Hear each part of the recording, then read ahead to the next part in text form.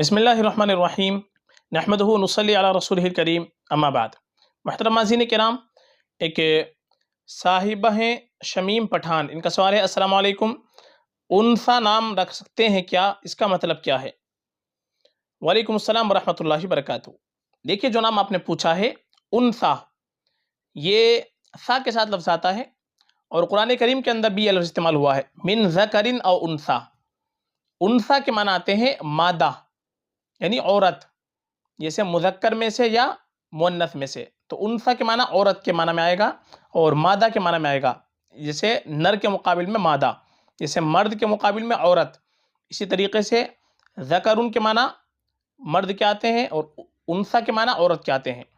تو من ذکرن او انثی جو قرآن کے اندر استعمال ہوا ہے تو وہ مذکر میں سے یا مؤنث میں سے یعنی عورت میں سے، تو انثی کے معنی آئیں گے عورت کے، مادہ کے۔ تو نام اگر رکھنا چاہے تو رکھ سکتے ہیں، کوئی مسئلہ نہیں ہے، انثی نام رکھا جا سکتا ہے، لیکن زیادہ بہتر ہمارے لیے ہے کہ ہم اپنی بچی کا نام رکھیں تو صحابیات کے ناموں پر نام رکھیں، ازواج مطہرات کے ناموں پر نام رکھیں،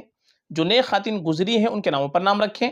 یا اچھے معنی والا نام رکھیں، یہ ہمارے لیے زیادہ بہتر ہوتا ہے، چونکہ حدیث کے اندر آتا ہے کہ قیامت کے دن تم کو تمہارے نام کے ساتھ، تمہارے آباء و اجداد کے نام کے ساتھ پکارا جائے گا،